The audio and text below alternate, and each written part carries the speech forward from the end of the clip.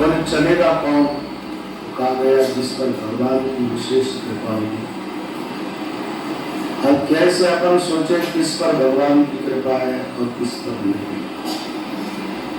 मुझे तो ऐसा लगता है कि कृपा तो सबके ऊपर बरस रही है परमात्मा, लेकिन आदमी उस कृपा का आदर करने वाला कम हो गया है। हजारों में एकाध कोई परमात्मा की कृपा का आदर करता है। कृपा की कमी नहीं,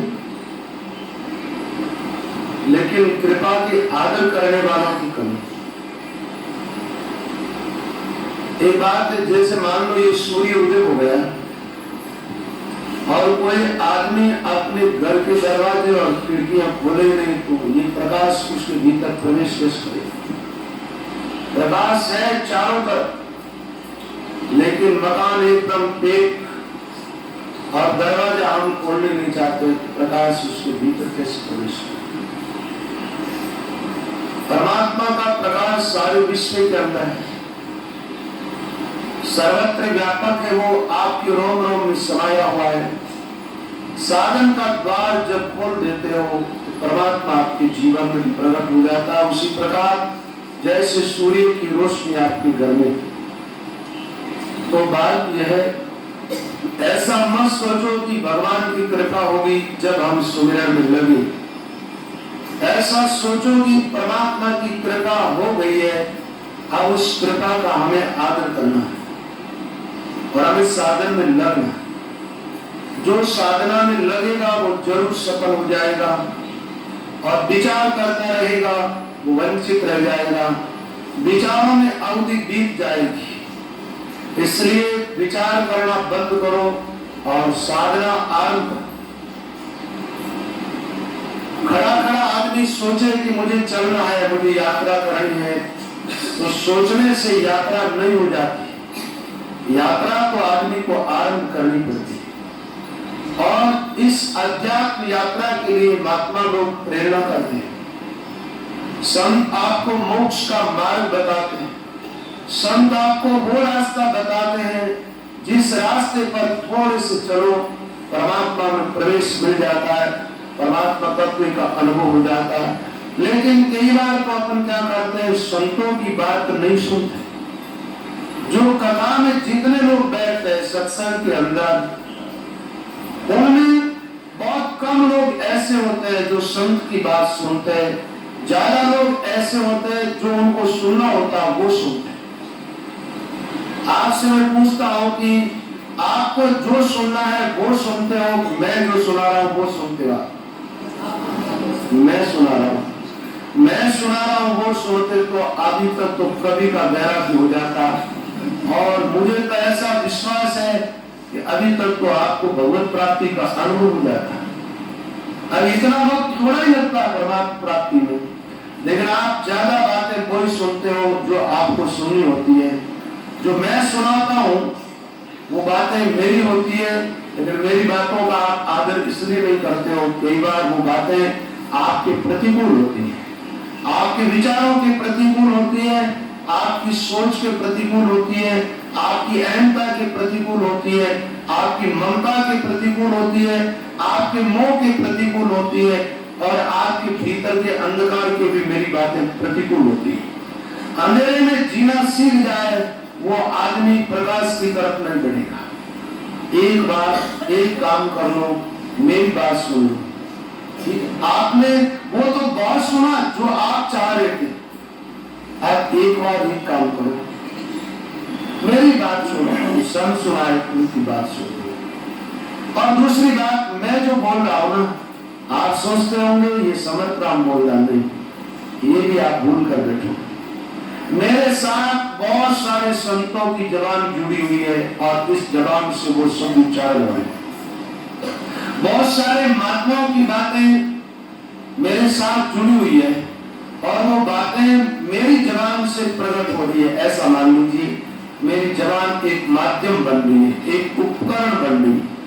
बातें महापुरुषों की, सत्पुरुषों की, अनंत संतों का अनुभव जुड़ा हुआ है, और वो बातें आपके लाभ की होगी, परम लाभ की। लेकिन आपको एक काम करना होगा, अपना मत अपनापन, अपनी अहंता, अपनी ममता, अपनी आसक्ति का दुराग्रह छोड़ करके बातें सुननी पड़ेगी। और जब दुराग्रह छोड़ करके आप बात सुनोगे, वो बात आपके जीवन में प्रभाव डालेगी, आपके जीवन को भीतर से बदल देगी।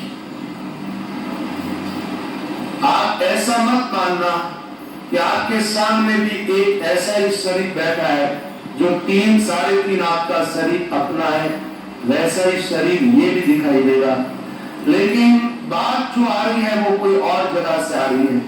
इसलिए इस बात को स्वीकार करें और करोगे, बड़ा भारी लाभ होगा, बड़ा भारी लाभ होगा।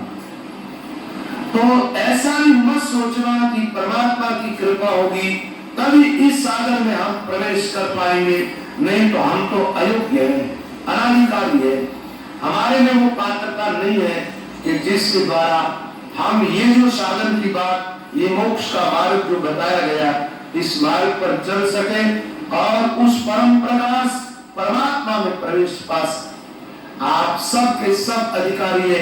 मैंने पहले ही दिन आपको एक बात बता दी थी कि आप सबसे पहला काम करें, एक तो सकारात्मक सोच बनाए और दूसरी चित्त की स्वतंत्रता बनाए। अपना चित्त चारों तरफ से बंधा हुआ है और बंधे हुए चित्त में कोई बात नौ की बात जाती नहीं। बंधा हुआ चित्त वही सुनेगा जो उसको सुनना है, उससे कितनी भी महत्वपूर्ण बात हो उस बात की वो अवहेलना कर देगा, उस बात को वो छोड़ देगा। इसलिए बताया गया था, तो शायद आप लोगों ने ध्यान नहीं दिया होगा, कई बातें सूत्र रूप में नहीं जाती है लेकिन वो बड़ी महत्वपूर्ण होती है। चित्त एकदम स्वतंत्र है तो आप सुनोगे संत की बात, और आपका चित्त स्वतंत्र है तो आप वही सुनोगे जो आपको सुनना है, संत की बातें छोड़ दोगे। तो महाराज परमात्मा साधना में प्रवेश करोगे तो सबसे पहली घटना क्या घटित होगी?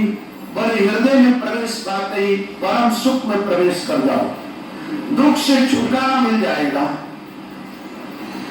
किस दुख से छुटकारा मिलेगा? तो कहते हैं दैविक और बौद्धिक तीनों प्रकार की जो ताप है वो छूट जाएगी, क्योंकि वो घटना कहीं और घटित होती है और आप कहीं और जगह पहुंच जाओ। जैसे मान लो धरती पर आग लगी, आप आकाश में जाकर के खड़े हो गए, अब क्या हुआ? उस लगी हुई आग को आप साक्षी बन करके देखोगे, दृष्टा बन करके देखोगे, उस आग में तुम जलोगे नहीं, आग में नहीं जलोगे। क्योंकि जब आग लगती थी, आप जानते हैं जमीन पर आग लगे तो सड़क, चूहे आदि जितने जानवर, पेड़ पौधे सब जल जाते हैं, लेकिन पक्षी कभी जलता है क्या? क्यों नहीं जलता? उसका कारण होता है पक्षी की 2 पांख होती है, उन 2 पांखों से वो उड़ान भरता है, आकाश में चला जाता है, धरती पर आग लगे तो लगे। ऐसी जिसके जीवन में ज्ञान और वैराग्य की पांख है, वो अध्यात्म में प्रवेश कर जाता है तो दुखों से उसको छुटकारा मिल जाता है। उस जीव को जो आत्मा के निकट चला जाता है, जो परमात्मा के निकट की बात क्या करे, जो आत्मा और परमात्मा में प्रवेश पा गया, वो सुख के दरियाओं में प्रवेश पा गया, उसको फिर दुख और तकलीफ कभी नहीं छुएगी। वो सदा के लिए दुख से मुक्ति पालेगा और जीव में बातें देगा। जैसे मान लो शरीर में एक बीमारी हुई, दवा ली, एक बीमारी से छुटकारा मिला, दूसरी बीमारी ने जन्म ले लिया, एक दुख से छुटकारा मिला, दूसरे दुख ने जन्म लिया। संसार के अंदर दुख के पीछे सुख है और सुख के पीछे दुख। जिस प्रकार ऋतु चेंज होती है, इसी प्रकार दुख और सुख जीवन में चेंज होते रहते हैं। अभी गर्मी गई, बारिश आई, बारिश जाएगी और सर्दी आ जाएगी, सर्दी के पीछे लौट के फिर गर्मी आएगी। ये क्रम चलता रहेगा, ऐसे सुख के पीछे दुख और दुख के पीछे सुख, इस प्रकार का क्रम जीवन में चलता रहेगा। एक बार आप चलो महात्माओं के बताए हुए रास्ते पर चल गए तो देखो क्या घटना घटित होती है। चलने के पहले हार मत मानना, पहले जंग लड़ो तो सही, लड़ने के बाद पराजय हो जाए वो अलग बात है, लेकिन जो लड़े ही नहीं और पराजय स्वीकार कर ले, ये तो कायरों का काम है। ऐसे ही जो चले नहीं और चलने के पहले नकारात्मक सोच बना ले कि ये मार्ग बड़ा कठिन है, इस मार्ग पर मैं नहीं चल सकता। आप नहीं जानते इससे सरल और कोई मार्ग है ही नहीं। आत्मा के निकट जाने का, परमात्मा के निकट जाने का रास्ता दूसरा कोई नहीं।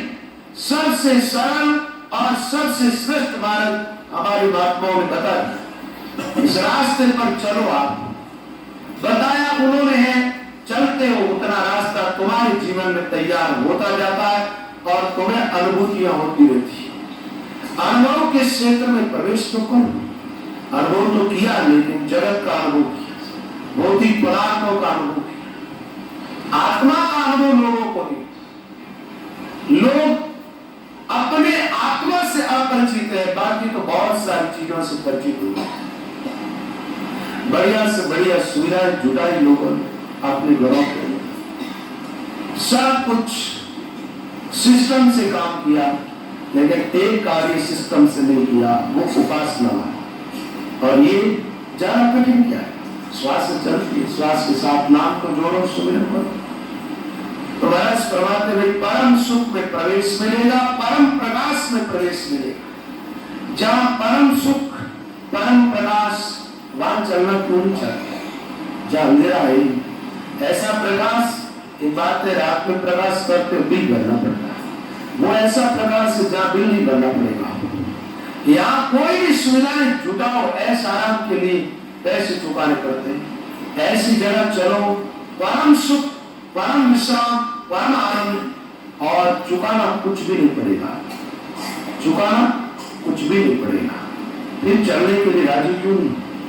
चलो, और चलना है तो जो युक्ति बताई जाती है श्वासोश्वास, उस ढंग से सुमिरन में लग जाओ, बड़ा भारी लाभ होगा। परम सुख हृदय प्रकाशा, जो रवि की उत्तम को नासा। अब थोड़ा धीरे धीरे आगे बढ़े। मैंने कहा था एक सप्ताह में ये प्रसंग सुना दूंगा, इस भाई ने बताया 16 दिन हो गए और कल 17 हो गए, आज शायद 18 दिन, तो अब ज्यादा रुकना ठीक नहीं रहेगा, थोड़े थोड़े आगे बढ़े। लेकिन रुकता तो इसलिए हूं कि मैं तो रुकनी नहीं चाहता, मैं तो 7 दिन में पूरा करना चाहता था, मेरी इच्छा तो यही थी। लेकिन वाणी के जो शब्द है ना, ये शब्द क्या है? जैसे लोह होती है, लोहे को चुंबक के पास मिल जाओ, चुंबक उस लोहे को पकड़ लेती, फिर आगे नहीं बढ़ती। तो शब्दों में कुछ ऐसी शक्ति है कि वो शब्द वहां रोक लेते हैं। शब्द कहता है कि यहाँ खुलासा किए बिगर आगे मत बढ़ो, आगे बढ़ना ठीक नहीं। शब्द कहता है पहले ये ताला को खोलो, फिर आगे दरवाजे का ताला खोलना। पहला गेट पूरा खुले नहीं तो जाएंगे कैसे अंदर? और आप जानते दरवाजा खुलता कब है? जब लागू तब खुले, ताला पहुंची एक, जो ताला है ना उसी ताले की चाबी लगेगी तो ताला खुलेगा, दूसरी चाबी लगाओ और कोई साधन करोगे भीतर चले जाओगे, भीतर नहीं जाते। भीतर जाने का साधन यही है। एक बात है, भीतर के ताला खोलने की चाबी श्वासोश्वास का सुमिरन, क्या श्वासोश्वास नाम सुने। और सुमिरन, सुमिरन का अर्थ होता है स्मृति, सिर्फ आत्मा परमात्मा की रखे और मंत्र लगे रहे, तो भीतर के सारे ताले खुल जाएंगे।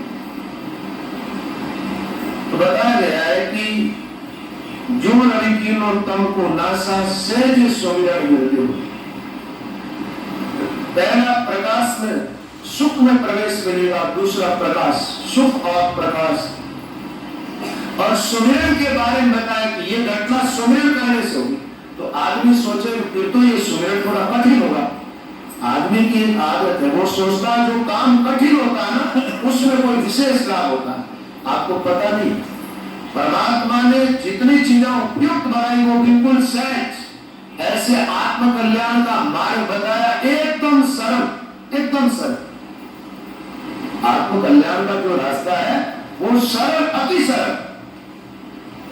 इसने क्या बताया? बोले सुमिरन के लिए कहा कि सहज सुमिरन होते, हृदय में शब्द पहुंच गया, अब सुमिरन सहज चाहिए।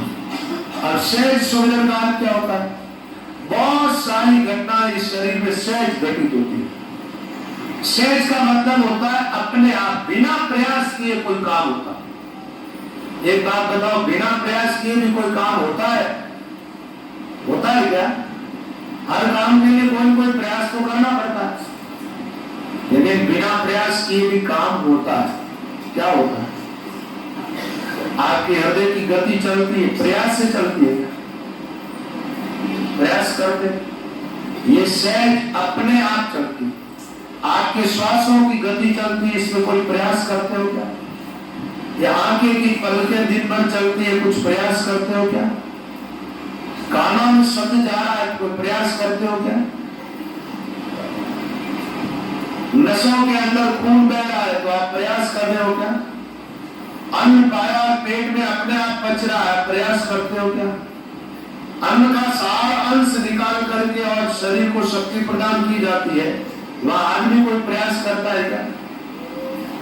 तो बिना प्रयास बहुत सारे काम ऐसे हैं जो शरीर में सहज हो रहा अपने आप। एक बात बताओ, ये हवा जो चल रही है ना, पंखा चलता है, इसमें तो प्रयास किया आदमी, लेकिन जो हवा चलती है, जिसकी श्वास लेके हम जिंदगी सहज चलती है। और ये सूर्य चंद्रमा का क्रम जो चलता है, ये भी सहज चलता है। एक दिन प्रहलाद जी एक बात बताई मेरे को, बोले एक वैज्ञानिक था जो नास्तिक था, वो ईश्वर की सत्ता को स्वीकार नहीं करता। क्या कहता हूं? बोले ईश्वर नाम की कोई चीज नहीं है, ये प्रकृति अपने आप अपना काम करती है। तो उसने प्रयोग करके बताया, बड़े हॉल के अंदर, हॉल के अंदर, उसके अंदर पोल जैसे जैसे उसके ग्रह बना कि अनेक ग्रह जो ब्रह्मांड में, वो अपना काम अपने आप करते हैं। अब उसने क्या किया, वहां पर वो सारी चीज यंत्र सेट किए और फिर एक बैटरी लगाई हुई थी, उसके हाथ में रिमोट, और उस बैटरी के आधार पर वो सारे ग्रहों को घुमा रहा। बोले पृथ्वी इस प्रकार ये चक्कर लगा रही है, देखो ये ग्रह ऐसे घूम रहे, ऐसे घूम रहे। एक दूसरा व्यक्ति भी वहां था जो आस्तिक था एकदम, रामदत्त जी की पूरा आस्तिक भी था।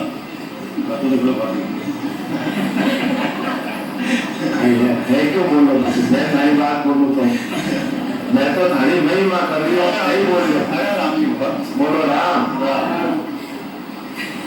तो उसने कहा, अरे बेवकूफ, तो इतना बड़ा वैज्ञानिक होकर के छोटी सी बात को नहीं समझ पाया अभी तक। बोले क्या? बोले इतना सा काम किया है तूने, ठीक है ना, जिसके अंदर इस बैटरी का सारा लेना पड़ रहा तेरे को, इस पावर के बिना ये काम नहीं हो रहा तेरा। तो फिर तो बता कि ये पूरा जो ब्रह्मांड, पूरा विश्व, जिसके अंदर अनंत ग्रह है पृथ्वी के जैसे, तो इनको भी चलाने वाली कोई शक्ति तो होगी ना। उसकी अकल ठिकाने आ गई, बात बड़ी बात। लेकिन प्रकृति में जो सहज क्रियाएं हो रही है, सहज सब कुछ, जैसे मान लो पृथ्वी घूमती है तो सहज, हवा चलती है तो सहज, सूर्य का प्रकाश फैलता है तो सहज। ऐसे ही सुमिरन करो, आप अपने आप में जाओ तो सुमिरन भी सहज। एक बात है, सहज सुमिरन चल रहा, सहज सुमिरन तो भी आत्मा तो है तभी चलती हो, अपने आप चले तो भी आत्मा तो है। ऐसे ही परमात्मा की शक्ति है, उस शक्ति के आधार पर ये पूरा विश्व, पूरा ब्रह्मांड, सारे नक्षत्र इत्यादि सब के सब टिके हुए हैं, और उन्हीं की शक्ति से संतुलन उन्होंने बनाया। एक बात बताओ, पृथ्वी घूमे, ये बात को खोज कर ली वैज्ञानिक लोगों ने। अब पृथ्वी थोड़ी धीमी गति घूम जाए तो एक रस कैसे घूम रही, बराबर सही टाइम पर कहां से कहां आना। तो बताओ, वो जो घूमने की गति है ना, वो गति किसने दी? पृथ्वी परमात्मा। कैसे दी? उन्होंने क्या किया, एक बार घुमा दिया, जब घूमती रहे रोज। कुमार होता है कुमार, वो चाक को घुमाता, चौटा घुमा के छोड़ देता, फिर वो अपने आप चक्कर लगाते। कुमार की चाक को, कुमार छोटा सा आदमी, इसलिए बंद हो जाती, रुक जाती। भगवान तो मोटे है ना, इसलिए एक बार घुमा दिया, पृथ्वी को आदेश कर दिया बराबर टाइम पर घूमना। ये रात और दिन बराबर। एक बात बताओ, वायु गतिमान है, एकदम बराबर चल रहा है। एकाध दिन के लिए तो विश्राम कर ली, एकाध दिन के लिए विश्राम कर ली। सब काम एकदम सिस्टम से हो रहा है। किसकी शक्ति से हो रहा है? परमात्मा, उसकी अनंत शक्ति, अनंत सामर्थ्य। ऐसे आप सुमिरन थोड़ा कर लो, पहले क्या करना पड़ेगा? पहले थोड़ा सा करना और फिर पहुंच जाओ आप हृदय के अंदर। यहाँ पर शब्द को जमा लो, एकदम अच्छी तरह ध्यान करो। ज्यादा उतावल नहीं करनी, भागदौड़ नहीं करनी, दौड़ना नहीं। दौड़ने वाला घड़ा उतावला दौड़त बच गिर जाएगा। धीरे धीरे लेटा जैसे पहले कंठ स्थान पर ध्यान कर लिया, अच्छी तरह अनुभव हो गया। उसके बाद में ध्यान को आगे बढ़ाना चाहिए और हृदय स्थान के अंदर आकर के ठहर। साधना में परिपक्वता नहीं आए तब तक इस स्थान को छोड़ना नहीं चाहिए। जो जो बातें महात्माओं ने बताई है वो सारी घटनाएं घटित हो, आत्मानुभूति हो, प्रकाश, आत्मा से परमात्मा का अनुभव हो। ये जो घटनाएं है सारी जीवन में घटित हो जाए, फिर आगे बढ़ना चाहिए। शब्द में परिपक्वता आएगी तो एक ही पहचान है उसकी कि सुमिरन सहज बिना किए चालू है। लेकिन एक बात और है, एकदम ही करना बंद कर दोगे तो छूट जाएगा। वो एकदम ही करना छोड़ दे और चालू रहे, वो गति थोड़ी आगे की। अभी आज चालू हुआ, जैसे अभी क्या करें महाराज, एकदम ढाल है और अपने पास गाड़ी है, गाड़ी को आप बंद कर दो, वैसे करना होता है। गाड़ी चलाने में ऐसे करना निषेध है, लेकिन फिर भी बंद कर दो आप, तो वो गाड़ी नीचे आ जाएगी ढाल में, अपने आप काफी टाइम तक चलती रहेगी। और फुल स्पीड में चलती हुई गाड़ी को एकदम आप बंद कर दो, ब्रेक मत दबाओ, काफी देर तक वो गाड़ी अपने आप चलती रहेगी। जब ये यंत्र अपना काम अपने आप कर सकते हैं, ऐसे ही क्या है कि आप दिन भर श्वास उश्वास सुमिरन करोगे और सुमिरन करते करते सो जाओगे तो सोता सोता ही सुमिरन होगा। क्या हुआ? रात में सोते सोते ही नाम सुमिरन। ये कहावत है, संसार सांसों घड़ो संतारे कोई काम, सुता सुता ही सुमिरन करे राली में ही राम। निर्भय राम जी महाराज थे ना, उस टाइम एक बात शाम का दरबार में कहा कि महाराज आप में मेरे क्या, आप और हम बराबर। मेरे पास में बहुत सारी ये सिपाही वगैरह मेरे सेवक, आपके पास में आपके हजूरी वगैरह के साथ फौज आपकी है मेरी है, और आप महात्मा हो तो इंसान हो के राजा और मैं इन लोगों का राजा। क्या निर्विराम का एक काम कर आते शाम का मारोड़ दिया रात की 3 बजे और कहा कि मेरे साथ चलो। 4 साधु सोए हुए थे, उन पर पानी छिड़का ठंडा। तो जैसे आंख खुली और साधु बोले राम राम राम, जबान से शब्द उच्चारण क्या हुआ? बोले आप चलते तुम्हारे सिपाही।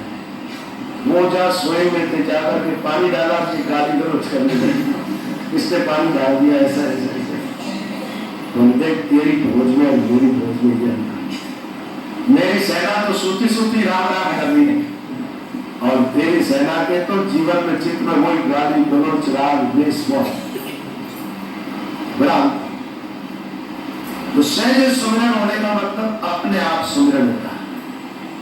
अब सुमिरन कैसे करोगे? एक महात्मा बताया कि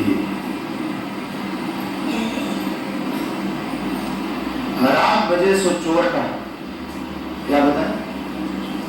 बोले रात में भजन करे तो चोर, रात बजे सो चोर का, दिन में बजे सो ढोर, गुब्बा बजे सो उंदरा, सुमिरन की गति और। क्या बताया? रात में जपे तो चोर, दिन में बजे तो ढोर, और गुफा में बैठकर बजे तो चूहा। हम सुमिरन की कोई गति और है, वो कैसी गति है? जो रात में भी नहीं जपे, क्योंकि रात में जपे तो चोर, दिन में जपे तो ढोर, गुफा में जमीन बैठ बजे तो हम कैसे बजे क्या करें? और कह दिया सुमिरन की गति और, सुमिरन की कोई गति और है, तो वो गति यही है। यहां जाने के बाद रात होती है क्या? तो 4 दिन हो गए, और यहां जाने के बाद रात दिन एक हो गए, तो रात का रात है ही नहीं, रात है तो दिन है, नहीं तो दिन का, नहीं तो है सो है, तो नहीं रात नहीं दिन। अब जमीन की गुफा में जपने की जरूरत नहीं है, आप हृदय की गुफा में जाओ। इसका उत्तर तो महात्माओं ने अलग ढंग से दिया। चांद सूरज चलता दिखे नहीं और बढ़ती दिखे नहीं बेल, साधु सुमरता ना दिखे ये तो कुदरत राखे। चंद्रमा चले तो दिखे तो रही, सूर्य चल रहा दिखे नहीं, और बेल बढ़ती है, कितनी बड़ी बड़ी हो जाती बेल, वो बढ़ती हुई बेल दिखाई नहीं देती। ऐसे ही साधु सुमिरन करते हुए दिखाई नहीं देते। कुदरत का खेल, कुदरत का खेल का मतलब अपने आप होना, अपने आप सुमिरन और आगे बढ़ते जाना। से सुमिरन हृदय हुई बाहर वेदन जाने। एक बात है, जैसे कोई आदमी बैठा बैठा राम नाम का सुमिरन कर रहा, आप कैसे समझोगे कि इनका ध्यान कहां पर है? सुमिरन होगा भाई पूरा के स्थानों में जैसे सुमिरन करते हो वैसे ही करते हो, श्वास ही करना भजन तो, अरे ध्यान जैसे कंठ में लगाया, फिर हृदय में लगाया, फिर नाभि में लगाया, ध्यान को ही तो आगे बढ़ाना होता है। तो बाहर कोई आदमी खड़ा हो कैसे पता चलाएगा कि ये आदमी यहां तक भजन कर रहा है? भजन किए हुए महात्माओं को तो पता चल जाता है, लेकिन साधारण आदमी को क्या पता चलेगा? दूसरी बात एक और है कि आदमी के भीतर की जो ध्वनि होती है ना, उसको बाहर कोई सुन नहीं सकता। इसलिए रामचंद्र महाराज ने कहा अपने ही श्रवण सुने, बल बैठ रहो के पास। जो ध्वनि भीतर चलती है वो अपने कान से सुने, और किसी को सुनाई ना, और सुनाई देगी कैसे? एक बात श्वास राम राम करो, ये ध्वनि तो सुनाई देती बात, लेकिन अब हृदय में जो ध्वनि हो रही है ये बात सुनाई देती क्या? और कई बार क्या होता है, आदमी सही ढंग से वाणी के शब्दों का अर्थ नहीं करे, अब इसको मुख्य स्थान पर लेके आ गए, बोले राम राम ऐसे करो जो बात की बैठ किसी को सुनाई नहीं, श्वास धावण लगाए, इसका क्या हो? जब इस बात का अर्थ करेंगे कि भाई इस ढंग से सुमिरन करो इतनी धीमी गति से कि बिल्कुल अपने पास में बैठा रहे, तो उसके कान तक भी आवाज हो जाए, तो फिर जैसे हम करते हैं ऐसे करेंगे क्या हो? इसमें तो आवाज जा रही, अब दूर दूर तक आदमी आवाज सुनता है, श्वास धावण लगे। तो अपने श्रवण भीतर की ध्वनि जो स्थान पर जहां ध्यान केंद्रित किया है वहां की ध्वनि आप ही सुनोगे, और कोई सुन नहीं सकता। देखिए भीतर जो ध्वनि प्रकट हो रही है उसको बाहर बैठा आदमी कैसे सुनेगा? से सुमिरन हृदय हुई बाहर वेदन जाने कोई, सोमत जागत डोरी लागी बन बस्ती की संगा। भजन ऐसे करने लगे, डोरी लगी। जैसे मान लीजिए एक रस्सी है, उसके कोई चीज बांध करके और अपन ने कुएं में छोड़ दी, वो ठेर कुएं के पिंजरे तक चली जाती है रस्सी, कहा जाती है डोरी, और उस डोर के सारे आदमी जा सकता है, और कोई वस्तु देखनी हो तो वहां तक पहुंचाई जा सकती है। ऐसे ही श्वास की डोरी के साथ भजन आगे पहुंचा, कहां तक? हृदय स्थान। हृदय स्थान में जाकर के रुका, या ध्यान केंद्रित सो जागृत, गहरी नींद में सोते तो भी सुमिरन हो रहा है, और जगे हुए तो भी सुमिरन। जागृत में रहो, ध्यान करते रहो, सो जाओगे अपने आप सुमिरन चालू रहेगा। अब यह लाभ क्या हुआ?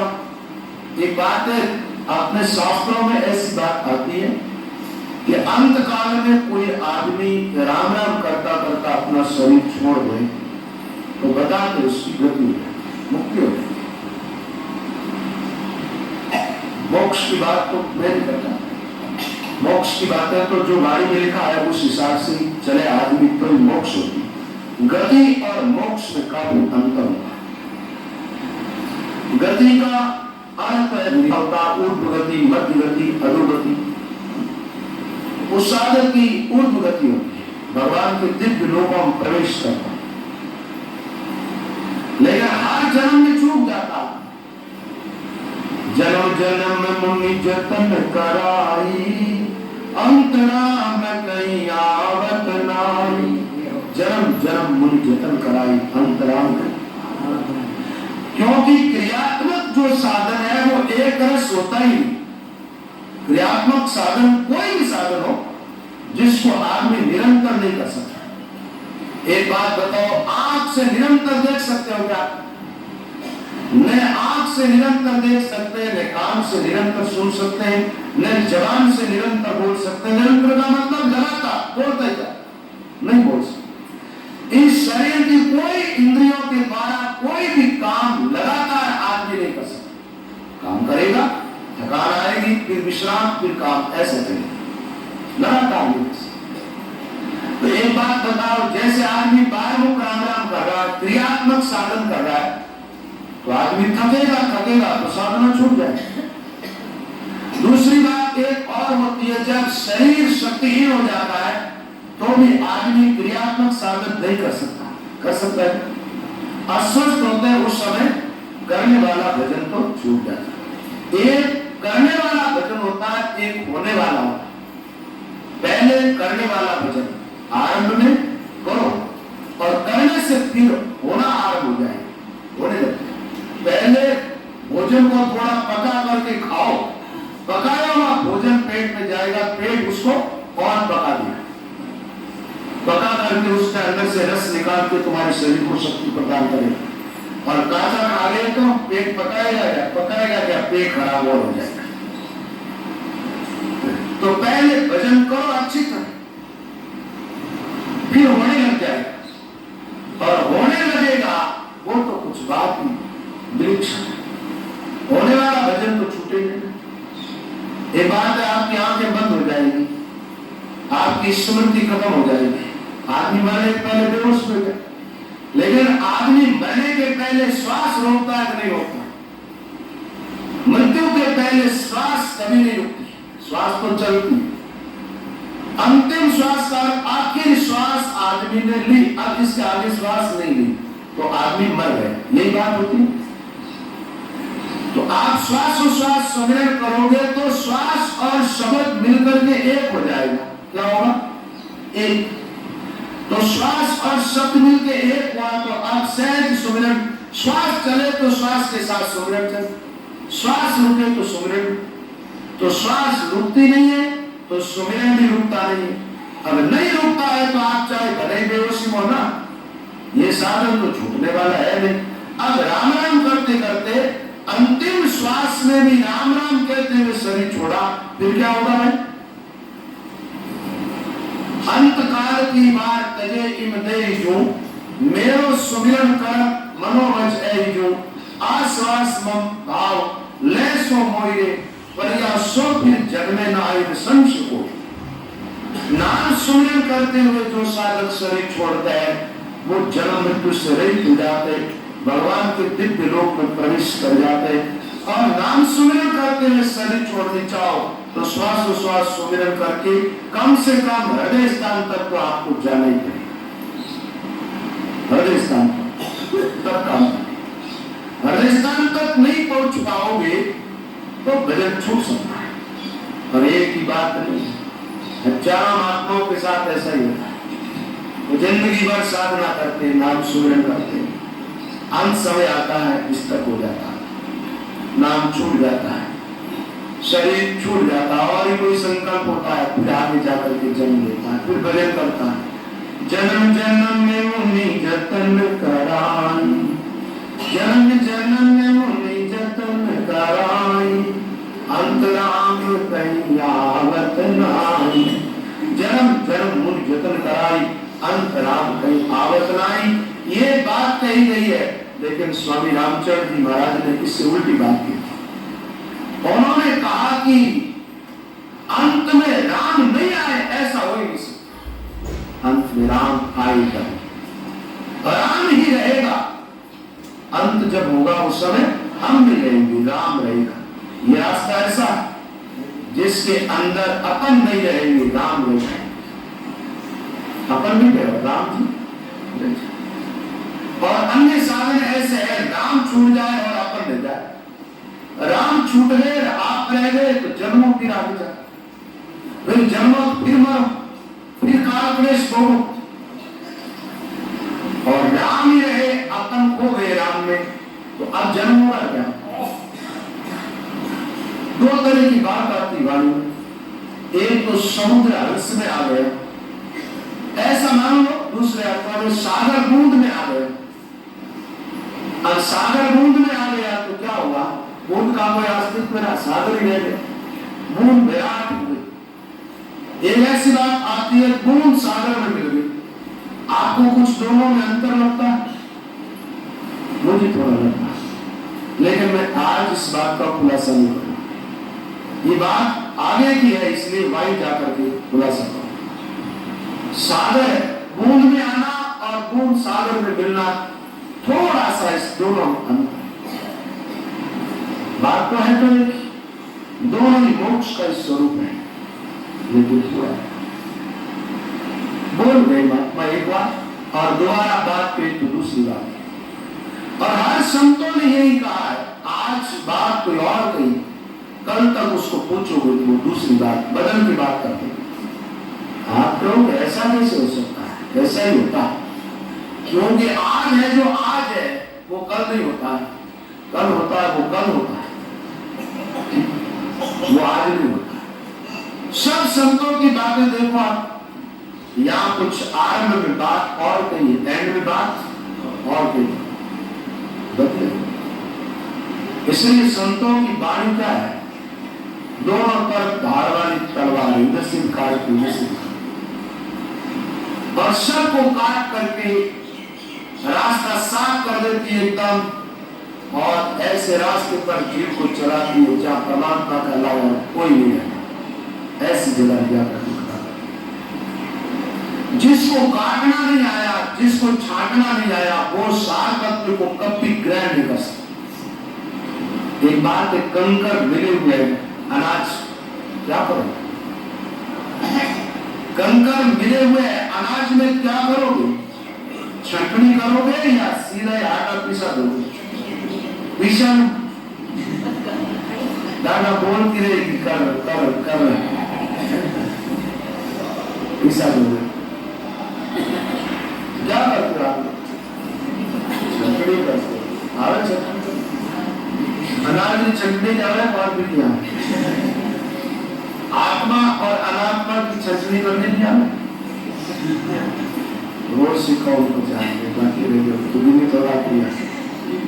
इतना दिन में ये सीख है, सोच अभी की छटनी करो, सीखेगा ही। लोगों ने बोलना नहीं कर जाए आगे, मैं बट गया आज पहला से चलेगा नहीं मन बट। एक भाई आया, बोले बाप जी मैं आपने आदेश करो, हमारा आदेश को पालन करो और रक्तदान आपको शुरुआत लेकर भाई हर आदेश को पालन, मेरा आदेश को पालन करने वाले होंगे। एक भाई मुझसे बात बताई, तबीयत लानी नहीं है क्या? तबीयत नहीं लाने कहते, आप तो बात सुने की बड़ा मन लागे तबीयत नहीं कर लागे, भूल प्रेत लागे जो लागे की कहीं लागे तबीयत के बारे में पूछना तो बड़ा तबीयत की कहीं लागे ठीक ठाक है, हमें तबीयत लागे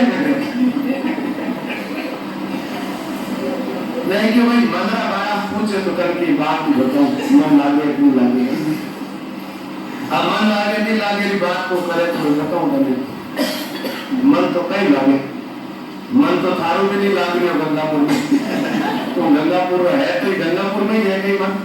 एक बात बताओ ईमानदारी को, थारो मन है जो लागो रहे एक जगह, मैं राम राम कहूं जितने शायद मुश्किलों लाभ पड़ेगा 10 मिनट वो तो कटे लागी ना तो दौड़ते ही रहे। एक बार बताओ थारो मन सुबह शाम तक गंगापुर में रहे भाई नहीं रहे, तो थारा गंगापुर हमारा मन नहीं लागे, गंगापुर में तो मारो की करना है ये वास्ते क्या वास्ते पूछो भाई पर वो तो नहीं मन में पूछे इसको बोल के तब लगे नहीं बात ये तो वही लगे आपने आदेश पूर्वंगा पूर्वा भाई आदेश को पालन कर बोलो राम एक बात करता हूँ मारे कर करता है समुदाय नहीं कहो मैं ठीक ला अब वो सीखा है भाई गंगा पूरा आगे अपने काम आता ही नहीं बोलो राम तो भाई छंटनी करनी आनी थी अध्यात्म क्षेत्र में प्रवेश करो तो वाणी क्या करती छंटनी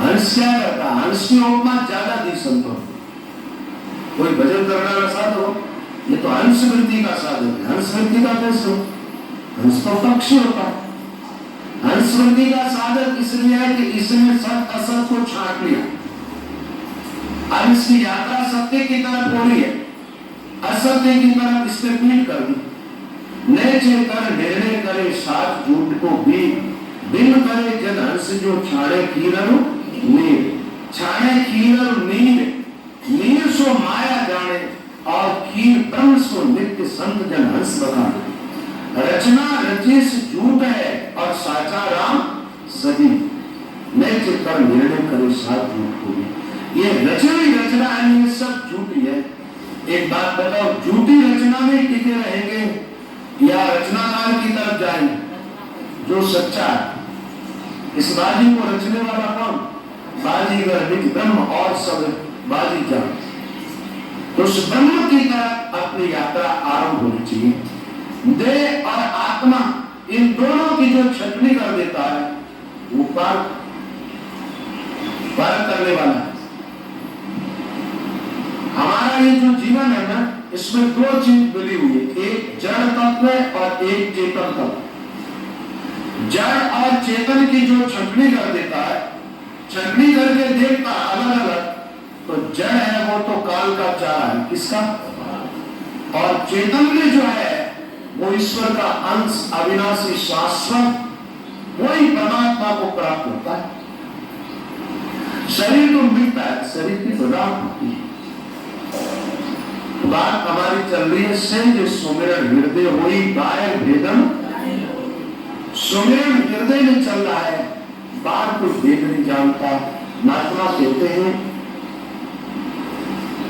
वन बस्ती की शंका भागी अब वो चाहे वन में रहे चाहे बस्ती में पैदा पड़ता है बस्ती की भीड़ बाहर है और वन में बैठा तो वन भी बाहर है और वो अपने आप में जो चला जाए एक बात बताओ आप अपने कमरे में जान कमर बंद कर दो ठीक है आपका घर एकदम गांव के बीच में आपको कुछ दिखाई देता कुछ भी नहीं दिखाई देता बाहर की भीड़ बाहर छूट गई अपन तो अपने रूम में है ना ऐसे अपन जब अपने आप में चले जाते हैं तो बाहर की दुनिया से छुटकारा मिल जाता है टाइम है तो चलो टाइम हो गया काम करते अब इस दुनिया